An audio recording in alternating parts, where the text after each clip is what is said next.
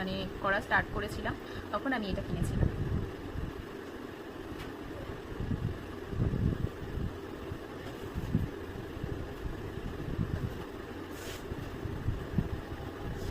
প্রথমে লিপস্টিকটা পরে নিয়ে নইলে না একটু বুটবুট লাগছে তোমাদের, বুঝতেই পারছি। এবারে আইব্রোসটা করে নেবো।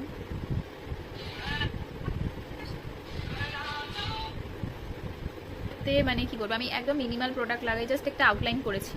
আমি কিন্তু কোনো রকম বেশি প্রোডাক্ট অ্যাপ্লাই করিনি, তাও আমার আইব্রোস দেখেছো কতটা ডার্ক, তো যার জন্য আমি খুব মিনিমাল প্রোডাক্ট অ্যাপ্লাই করি, জাস্ট একটু শেপটা বোঝানোর জন্য, আর কিছুই না। ডান, আইব্রোস ডান। এবার আমি আই মেকআপে চলে যাই। চলো, মেকআপটা দেখেছো কতটা ফ্ললেস হয়েছে।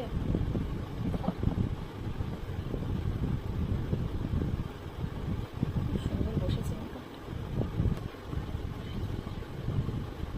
স্মোকি করবো আজকে, তো যার জন্য আমি প্রথমে একটা ছোট্ট ব্রাশ নেব, এই ব্রাউন কালারটা আমি অ্যাপ্লাই করবো।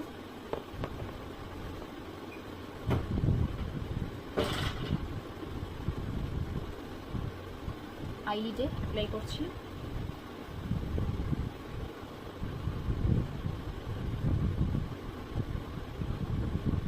একটা ফ্লাফি ব্রাশ নিচ্ছি আর একটা লাইট নিউ শেড নিচ্ছি, জাস্ট আপার লাইনটা, আপার ফেস লাইনটা একটুখানি ব্লেন্ড করার জন্য।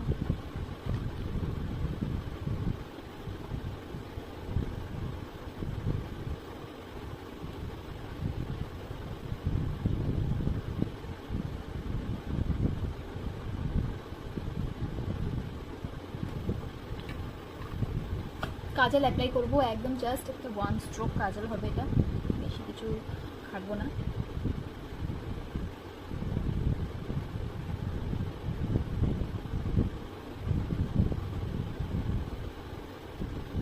হালকাভাবে ব্লেন্ড করে নেব।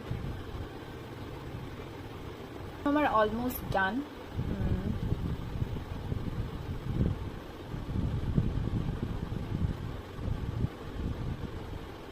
মাস্কারা করবো, বাট আমার মাস্কারাটা অনেকদিন হয়েছে খুঁজে পাচ্ছি না, তো চলো মাস্কারার আগে পুরো ড্রেস আপ করে আসছি তোমাদের সামনে। সো লুকটা কেমন লাগলো? যেহেতু গণেশ পুজো স্পেশালি মুম্বাইয়ের একটা বড় ফেস্টিভ্যাল, আমাদের এখানেও হয়, তবে এটা একটা মহারাষ্ট্রিয়ান ফেস্টিভ্যাল বেসিক্যালি, তো তার জন্য আমি একটু মারাঠি লুক দেওয়ার চেষ্টা করেছি। লুকটা কেমন হয়েছে তোমরা সবাই কিন্তু কমেন্টে জানিও, আর যদি ভালোভাবে কমেন্ট করো দেন দুর্গাপুজোর জন্যও কিন্তু অনেক মেকআপ লুক তোমাদের সাথে আমি শেয়ার করতে চলে আসবো। তো চলো টাটা, আবার দেখা হবে অন্য কোনো এক ভিডিওতে।